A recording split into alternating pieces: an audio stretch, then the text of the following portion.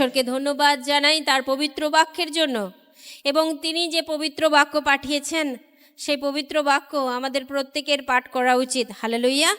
অনেকে মনে করতে পারি আমরা যে এগুলো আশীর্বাদের বচন নয়, মানে আমাদের নিজস্ব দৃষ্টিতে এগুলো থাক, এগুলো পড়বো না, বরং যেটা শুনতে ভালো লাগবে, যা পাঠ করলে মনটা খুব আনন্দ হবে, খুশি হবে, বরং আমরা সেইগুলো বেশি বেশি করে পাঠ করি।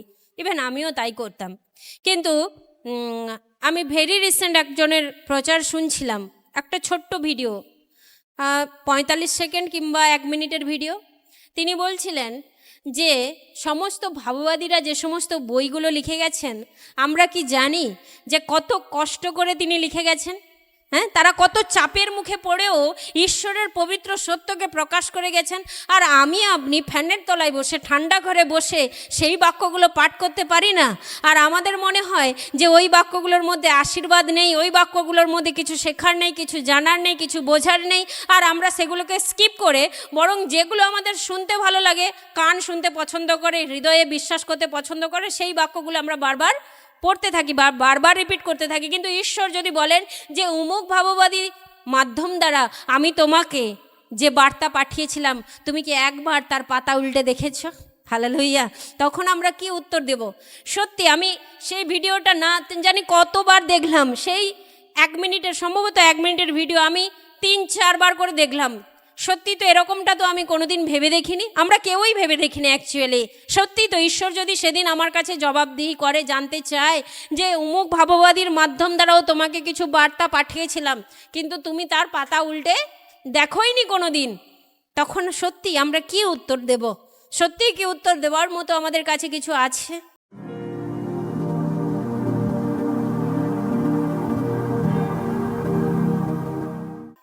আছে কি?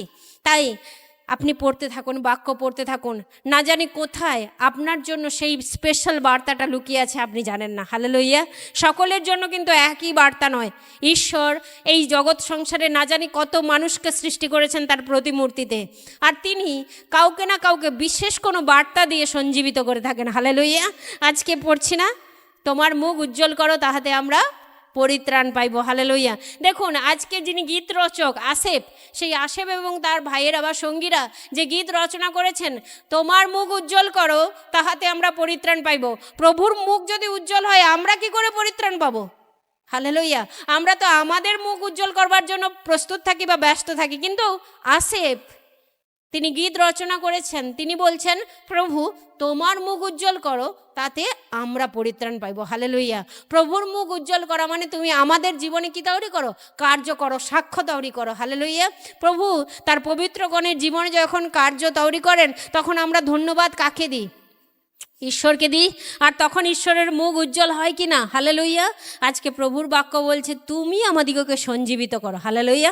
তুমি আমাদিগকে সঞ্জীবিত করো। প্রভু কি দ্বারা আজকে সঞ্জীবিত করবেন আপনাকে? স্বপ্ন দ্বারা, দর্শন দ্বারা, কি দ্বারা? তার পবিত্র বাক্য দ্বারা। হালেলুয়া। তাই পবিত্র বাক্যের সম্মুখে এসেছি এবং বারবার 3-3 আসেফ এই কথা উচ্চারণ করেছেন, প্রভু তুমি তোমার মুখ উজ্জ্বল করো তাহাতে আমরা পরিত্রাণ পাইব। দেখুন 3 পদে, 7 পদে এবং 19 পদে 3 বার লেখা আছে একই কথা। কি একই কথা তিনি বারবার কেন বলতে চাইছেন? কারণ তিনি ভীষণ রকমভাবে অসহায় পরিস্থিতির মধ্যে রয়েছেন, আর এই জন্য বারবার বলছেন প্রভু তুমি কার্য করো না বলে তিনি কি বলছেন? প্রভু তুমি তোমার মুখ উজ্জ্বল করো তাহাতে আমরা পরিত্রাণ পাইব। হালেলুয়া। গতকাল স্বাধীনতা দিবস গেল, দেশ তো স্বাধীন, কিন্তু আমি আপনি কি স্বাধীন? আজকে আমরা পরবর্তী বাক্যতে যদিও বা যাব, তবুও মানে ঘটনাক্রমে আজকে আমাদের গীত আরশি হবে। আর আজকে বাক্য বলছে যে প্রভু তোমার মুখ উজ্জ্বল করো তাতে আমরা পরিত্রাণ পাবো, মুক্তি পাবো, স্বাধীনতা পাবো। হালেলুয়া। আসলে প্রকৃত স্বাধীনতা মানে কোনো রাজনৈতিক নেতার হাত থেকে মুক্তি পাওয়া নয়, কোনো শাসক দলের হাত থেকে মুক্তি পাওয়া নয়। প্রকৃত স্বাধীনতা হচ্ছে আত্মার মুক্তি। হালেলুয়া। যা কেবল যিশু নামেই সম্ভব। কেননা প্রেরিত 4 কি বলছে? আকাশের নিচে মনুষ্যদের মধ্যে আর কোনো নাম নেই যে নামে পরিত্রাণ আছে। হালেলুইয়া। এবং যোহন তার 8 অধ্যায়ে কি বলছে? পুত্র যদি আমাদেরকে না স্বাধীন করে তবে কেউ আমরা প্রকৃত স্বাধীন নই। হ্যাঁ, স্বাধীনভাবে জীবনযাপন করতে পারি, যেখানে ইচ্ছা সেখানে যেতে পারি, যা খুশি তাই খেতে পারি, এটাকে বাইবেল স্বাধীনতা বলে না। বাইবেল ভিত্তিক যে স্বাধীনতা, এই স্বাধীনতা সেটা নয়। হালেলুইয়া। আসি, আমরা ফিরে আসি ঈশ্বরের বাক্যে। দেখুন 1 পদ কি বলছে? হে ইসরায়েলের পালক, কর্ণপাত করো, যোসেফকে মেষপালবৎ চালাও যে তুমি, করুপ দয়ে আসীন যে তুমি দেদীপ্যমান হও। Amen, hallelujah. বলছে হে ইসরায়েলের পালক। ইসরায়েলের পালক কে? গীত 23:1 কি বলছে? সদাপ্রভু আমার পালক, আমার অভাব হইবে না। তাহলে ইসরায়েলের পালক স্বয়ং সদাপ্রভু। হালেলুইয়া, স্বয়ং ঈশ্বর। তিনি কি বলছেন? বলছে হে ইসরায়েলের পালক, তুমি কর্ণপাত করো। তার মানে কাকে আমরা জোর করে বলি যে তুমি শোনো? কারণ আমি জানি তিনি শুনলে একটা কোনো ভালো উত্তর পাবো, কিংবা তিনি শুনছেন না, তিনি এড়িয়ে যাচ্ছেন, এরকমটা মনে হলে তো বলি যে মনোযোগ দিয়ে শোনো। ক্লাসে স্টুডেন্টদেরকে পড়ানোর সময় প্রথমেই আমরা শুরুতে একটা কথা বলি, প্লিজ মনোযোগ দিয়ে তোমরা শুনতে থাকো। কেন? আমরা জানি যে তারা দুষ্টু, তারা অন্যমনস্ক হয়ে থাকে, তাই শুরুতেই এই কথাটা বলে দিই, প্লিজ মন দিয়ে শোনো। আজকে ঈশ্বরকে আসেফ এবং তার সঙ্গীরা বলছে, প্রভু আমাদের বাক্যে কি করো? আমাদের কথায় কর্ণপাত করো। হালেলুইয়া। এবং ইফ্রাইম, বিন্যামিন, মনস্বী মানে উত্তরের যে রাজ্যগুলো, সে সময় বিদেশি শক্তির আক্রমণ দ্বারা প্রচুর রকমভাবে আক্রান্ত এবং নষ্ট হয়ে গেছে। এই জন্য বলছে তুমি আপন পরাক্রমকে কি করো? সতেজ করো। তাহলে তার পরাক্রম কি শুকিয়ে গেছে বা বাসি হয়ে গেছিল? যে কারণের জন্য তারা বলছে যে তোমার পরাক্রমকে তুমি সতেজ করো, মানে আরও একটিবার তুমি তোমার পরাক্রম দেখাও। হালেলুইয়া। আমরা হয়তো ভুলে গেছি, আমরা তোমাকে ত্যাগ করেছি, আমরা ফিরে গেছি, নানানভাবে তোমাকে অপমান করেছি, কিন্তু তুমি আর একটিবার আমাদের হাতটি ধরো। হালেলুইয়া। বলছে হে ঈশ্বর, তুমি আমাদিগকে ফিরাও, তোমার মুখ উজ্জ্বল করো, তাহাতে আমরা পরিত্রাণ পাইব। তুমি আমাদিগকে ফিরাও। আজকে এটাই হচ্ছে শক্তিশালী পয়েন্ট, যে তুমি আমাদিগকে ফেরাও। আমরা অনেক সময় ফিরতে পারি না, চাই কিন্তু পারি না। বিভিন্ন পালক প্রচারকদের কথা শুনে মনে হয় হ্যাঁ আমার ফেরা উচিত, কিন্তু কার্যক্রমে কি দেখা যায়? আমি তা করতে পারছি না। আর রোমিও তার 7 অধ্যায়ে পৌল একই রকমের ব্যাখ্যা দিয়েছে না, যে আমি ভাবি কি কাজ করব, ভালো কাজ করব, কিন্তু বাস্তবে আমি কি কাজ করে বসি? আমি নিতান্ত যা ঘৃণা করি, নিতান্ত যা অপছন্দ করি, বাস্তবিক আমি কাজে কর্মে তাই করি, কিন্তু আমি ভাবি কি ভালো কাজ করব। ঠিক একই রকমভাবে সেই ইসরায়েল সমাজ হয়তো ভেবেছে আমরা প্রভুর প্রতি ফিরবো, কিন্তু কিছুতেই আর ফেরা হয়ে উঠছে না। তাই তারা একমাত্র যিনি ফেরাতে পারেন সেই ঈশ্বরের কাছে বলছে, প্রভু তুমি আমাদিগকে ফেরাও, আমরা তোমার কাছে ফিরতে চাই, তোমার মুখ উজ্জ্বল করো, তাতে আমরা পরিত্রাণ পাইব। আজকে আমি আপনি যদি ফিরতে না পারছি, তাহলে প্রভুর কাছে কাঁদি, প্রভুকে বলি তুমি আমাকে ফেরাও। হালেলুইয়া। এবার দেখুন ঈশ্বরের ক্রোধ এবং জাতিগণের অশ্রু। এখন তাদের চোখের জল কি? চোখের জল হচ্ছে তাদের একমাত্র ভক্ষ্য, তাদের একমাত্র খাদ্যবস্তু। দেখি ঈশ্বরের বাক্য বলছে, দেখুন 5 পদে, তুমি আহারার্থে তাহাদিগকে অশ্রুবক্ষ দিয়াছ, আর বহুল পরিমাণে নেত্রজল পান করাইয়াছ। হালেলুইয়া। অর্থাৎ তাদের এমন দুঃখার্ত পরিস্থিতি, তাদের ক্রন্দন থামছেই না, আর বলছে প্রভু তুমি তাদেরকে এইরকম করতে দিয়েছ। আসলে প্রভুকে আমাদের চোখে জল দেখতে চান, নাকি আমাদের মুখ সর্বদা আনন্দময় থাকুক তা দেখতে চান? নিশ্চয়ই দেখতে চায় আনন্দময় থাকুক। তার কোনো পিতাই চায় না যে তার সন্তান চোখের জলে ভুগুক, যদিও বা সে দোষ করেছে, যদিও বা সে ভুল করেছে, যদিও তারই সম্পূর্ণ দোষ, তবুও তার পিতামাতা চায় না যে আমার সন্তানটা ক্রন্দন করুক। হালেলুইয়া। বলে জগতের মধ্যে কে এমন বাবা আছে যে সন্তান যদি ভালো জিনিস চায় তাকে কি দেবে? মন্দ জিনিস দেবে। যদি ডিম চায় তাকে কি সাপ দেবে বা বিছে দেবে? মাছ চাইলে কি সাপ দেবে? রুটি চাইলে কি পাথর দেবে? তাহলে জগতের বাবারা মন্দ হয়েও যদি তাদের সন্তানদেরকে উত্তম উত্তম দ্রব্য দিতে জানেন, তবে তাদের স্বর্গস্থ পিতা কতই না উত্তম, তিনি আরও কতই না উত্তম দ্রব্যে তোমাদেরকে তৃপ্ত করতে জানেন। হালেলুইয়া। তাই ঈশ্বরের বাক্য বলছে তুমি তাদেরকে চোখের জল পান করাইতেছ।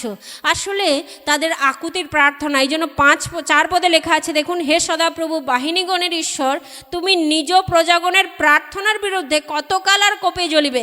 মানে তিনি তাদের প্রার্থনা কি করছেন না? গ্রাহ্য করছেন না। আর যে কারণের জন্য আজকের এই পরিস্থিতি। আর সেই জন্য 7 পদে আবারও আসে বলছে, হে বাহিনীগণের সদাপ্রভু তুমি আমাদিগকে ফেরাও, তোমার মুখ উজ্জ্বল করো, তাহাতে আমরা পরিত্রাণ পাইব। হালেলুইয়া। তার মানে আমাদের মুখ উজ্জ্বল হবে যখনই প্রভু আমাদের জীবনে কার্য করবে। হালেলুইয়া। প্রভুর উজ্জ্বল জ্যোতি যখন আমাদের জীবনে আসবে তখনই আমরা দীপ্তিময়, তখনই আমরা দীপ্তির সন্তান। এই জন্য বলছে তোমরাই জগতের আলো। পর্বতদত্ত উপদেশে মথি লিখিত সুসমাচার 5 অধ্যায় কি বলেছেন? তোমরাই জগতের আলো, তোমরাই জগতের দীপ্তি। হালেলুইয়া। এবং বলছে দেখুন, একটা রূপক কথা লেখা আছে 8 থেকে 14 পদে, 8 থেকে 13 পদে বলছে, তুমি মিশর হইতে একটি দ্রাক্ষালতা আনিয়াছিলে, আর জাতি দিগকে দূর করিয়া তাহা রোপণ করিয়াছিলে। হালেলুইয়া। প্রভুকে স্মরণ করিয়ে দিচ্ছে। কোথাকার কথা মনে পড়ছে? যাত্রা পুস্তক। মিশর দেশ থেকে যারা বন্দী ছিল ইসরায়েলেরা, তাদের সবাইকে কি করে আনলেন? মুক্ত করে আনলেন। এই জন্য বলছে তুমি দূর দেশ থেকে, সেই মিশর থেকে একটা কি এনেছিলে? দ্রাক্ষালতা এনেছিলে, এবং জাতিদিগকে দূর করিয়া তাহা রোপণ করিয়াছিলে। আমরা বৃহস্পতিবারের প্রার্থনায় কারা ছিলাম? মনে পড়ছে না? হ্যাঁ, একই রকমের বাক্য কি বলছে? যে আমি মাটি খুঁড়ে পাথর সরিয়ে আমি কেমন দ্রাক্ষালতা রোপণ করিয়াছিলাম? একটা উত্তম দ্রাক্ষালতা রোপণ করিয়াছিলাম, ফল ধরলো, সমস্ত কিছু হলো। এবং ঈশ্বর এতটাই আশাবাদী ছিলেন, বলছে দাক্ষা মাড়াইয়ের জন্য একটা কুণ্ড আমি করে রেখেছিলাম, কিন্তু যখন আমি ফলগুলো তুলতে গেলাম, সেই ফলগুলো কেমন? সেগুলো বুনো আঙুর, টক আর তেতো। বলছে আমি কি এই জন্যই উত্তম দ্রাক্ষালতা লাগিয়েছিলাম, যাতে এই বুনো আঙুর ফল আমি পেতে পারি? ঈশ্বর উত্তম দ্রাক্ষালতা লাগিয়েছেন কিসের জন্য? যাতে মিষ্টি দ্রাক্ষা ফল পেতে পারেন। তো বলছে এই জন্য আমি তাহার কি করব? আর আমি তাদের যত্ন নেব না। কি করব? আমি তাদের বেড়া সকল ভাঙ্গিয়া ফেলবো, তাদের উপর থেকে আমি সমস্ত প্রোটেকশন সরিয়ে নেব, এবং আকাশকে আদেশ দেব যেন আর কি না দেয়? বৃষ্টি না দেয়। আর সেই জায়গাতে, যে জায়গাতে দ্রাক্ষা ক্ষেত্র ছিল, সেই জায়গাতে কি জন্মিবে? শিয়াল কাটা জন্মিবে। যিশাইয়া তার 5 অধ্যায় 1 থেকে 7 পদে প্রভুর বাক্য হুবহু এই দৃষ্টান্ত দ্বারা লেখা আছে। বলছে তারা আমার অবাধ্য জাতি, তাদেরকে আমি সুন্দরভাবে নিয়ে এসে বুনেছিলাম, আশা করছিলাম তাতে ভালো ফল ধরবে, কিন্তু না, তাতে কি ফল ধরলো? বুনো ফল ধরলো। তার মানে কি এইগুলো যে শুনলাম, তিনি বেড়া ভেঙে দেবেন, তিনি আকাশকে বলবেন আর বৃষ্টি দিতে না, তাহলে কি তিনি অভিশাপ দিচ্ছেন জাতিকে? না প্রিয়জন, এগুলোকে অভিশাপ বলে ভুল করবেন না। তিনি কি বলছেন? আমি আর সংশোধন করব না, আকাশকে আর বৃষ্টি দিতে মানা করব, মানে আমি আর তোমাদিগকে কি করব না?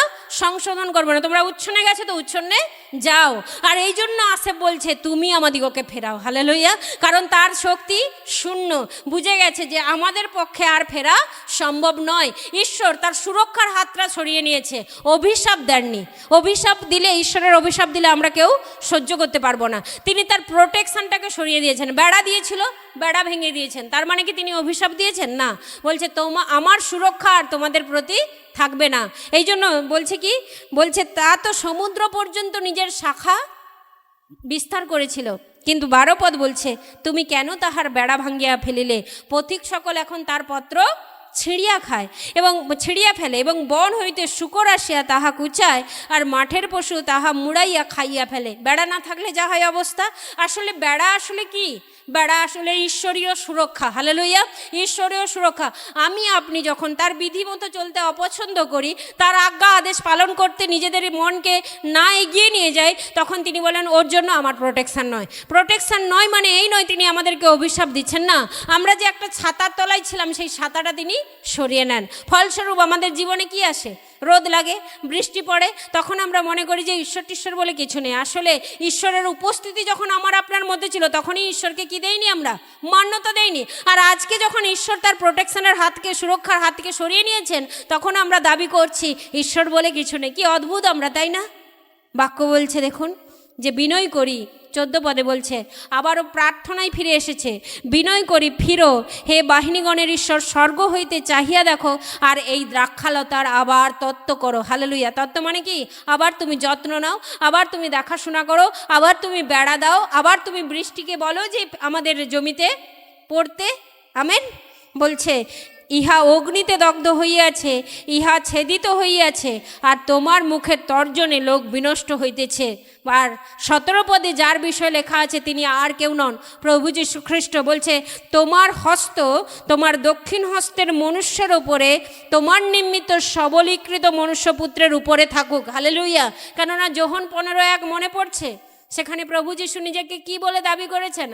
আমি প্রকৃত দ্রাক্ষালতা। হালেলুইয়া। আর এই জন্য আসে প্রার্থনা করছে, দেখুন কত আগে প্রভু যিশুর জন্মের, বলছে তোমার মনুষ্যপুত্রের উপরে তুমি কি রাখো, হাত রাখো, সেই প্রকৃত দ্রাক্ষালতার উপরে হাত রাখো। আর যোহন 15:5 কি বলছে, দ্রাক্ষালতায় যদি আমরা না জুড়ে থাকি তাহলে আমরা কোনো প্রকার ফল উৎপন্ন করতে পারবো না, কারণ বলছে আমা ভিন্ন তোমরা কোনো ফল উৎপন্ন করতে পারো না। তাহলে আজকের দিনে দাঁড়িয়ে আমরা যদি ফলবন্ত হতে চাই তাহলে কি কার সঙ্গে যুক্ত থাকতে হবে প্রিয়জনেরা? প্রভু যীশু খ্রিস্টের সঙ্গে, কেননা তার উপরেই রয়েছে সমস্ত আশীর্বাদ, আর তিনিই হচ্ছে প্রকৃত দ্রাক্ষালতা। আর সেই দ্রাক্ষালতার সঙ্গে আমরা শাখা যুক্ত যদি না থাকি তাহলে কি হবে? ফল তো হবেই না, বরং তিনি কেটে দেবেন, আর শুধু কেটে দেবেন না, আগুনে পোড়াইয়া দেবেন। হালেলুইয়া। বলছে তাহাতে আমরা তোমা হইতে ফিরিয়া যাইব না। দেখুন, ঈশ্বরের প্রোটেকশনের হাত নেই জানে। আমরা মানুষ হিসেবে যদি মনে করি কোনো মানুষের দয়া আমার উপরে নেই, তখন তার উপরে কি হবে? অভিমান হবে। তার থেকে আমরা দূরে দূরে থাকবো না, তাকে বলবো যে কাছে এসো, কাছে এসো, দূরে দূরেই থাকবো। কিন্তু ঈশ্বর তার সন্তানদের মনকে এমনভাবে প্রস্তুত করেছেন, তার নামেই অভিযোগ, তার সঙ্গেই অভিমান, কিন্তু আবার তাকে ছেড়ে যাওয়া যাবে না। এটাই তো প্রকৃত প্রেমিক প্রেমিকার লক্ষণ, তাই না? আজকে বাক্য বলছে তোমা হইতে আমরা ফিরিয়া যাইব না, তুমি আমাদিগকে সঞ্জীবিত করো, আমরা তোমার নামেই ডাকিব। হালেলুইয়া। আমরা তোমার নামেই ডাকিব। বলছে হে সদাপ্রভু বাহিনীগণের ঈশ্বর, আমাদিগকে ফেরাও। ফেরাও মানে আমাদিগকে আরও একটিবার তুমি কি করো? মনোনীত করো, আমাদেরকে আরও একটিবার তুমি গ্রহণ করো এবং তোমার মুখ উজ্জ্বল করো, তাহাতে আমরা পরিত্রাণ পাইব। হালেলুইয়া। যোহন 15:16 বলছে তোমরা আমাকে মনোনীত করোনি, আমি তোমাদিগকে মনোনীত করেছি, যেন কি হয়? তোমরা ফলবান হও, তোমাদের মধ্যে যেন ফল দেখা যায়। এবং আমি তোমাদেরকে এই কারণের জন্য মনোনীত করিয়াছি, পিতার কাছে আমার নামে তোমরা যা কিছু চাইবে তা তোমাদিগকে দেওয়া যাইবে। হালেলুইয়া। তিনি মনোনীত করেছেন কিসের জন্য? আমাদের ফলবান দেখার জন্য। আর আজকে বলছে কি, এখানে বলছে প্রভু বেড়া ভেঙে গেছে, তুমি কি করো? আমাদিগকে ফেরাও, তোমার মুখ উজ্জ্বল করো, আর আমরা তাতে পরিত্রাণ পাইব। হালেলুইয়া। Amen, amen. ঈশ্বরকে ধন্যবাদ দিই আজকের সুন্দর বাক্যের জন্য। ঈশ্বর আমাদের প্রত্যেককে তার পবিত্র বাক্যে আশীর্বাদ করুক। জয় যিশু। প্রভুর বাক্য আমাদেরকে শিক্ষা দেয়, যখন আমরা প্রভুর কাছে আসব তখন কেউ যেন আমরা খালি হাতে না আসি। এবং পুরাতন নিয়মে মালাখী পুস্তক বলে যে আমরা নাকি ঠক এবং জোচ্চোর কিসের বিষয়ে? দান এবং দশমাংশের বিষয়ে। কিন্তু নতুন নিয়ম 2 করন্থীয় 9:7 প্রভুর বাক্য বলে প্রত্যেকজন হৃদয়ে যেরকম সংকল্প করে সেই রকম ভাবে দান করুক, মনের দুঃখের সঙ্গে কিংবা দিতে হবে বলে এইভাবে দান না করুক, কারণ ঈশ্বর হৃষ্টচিত্ত দাতাকে ভালোবাসেন। আপনি যদি ঈশ্বরের রাজ্যের জন্য অল্প বীজ বোনেন তাহলে আপনি অল্প ফসল কাটবেন, কিন্তু আপনি যদি ঈশ্বরের রাজ্যের জন্য অধিক বীজ বোনেন আপনি ঈশ্বরের রাজ্যের বিষয়ে অধিক ফসল কাটবেন। ঈশ্বরের ধন্যবাদ হোক, কারণ লুক পুস্তক আমাদেরকে এইরূপ শিক্ষা দেয়, যদি আমরা দান করি তো আমাদেরকে দেওয়া যায়।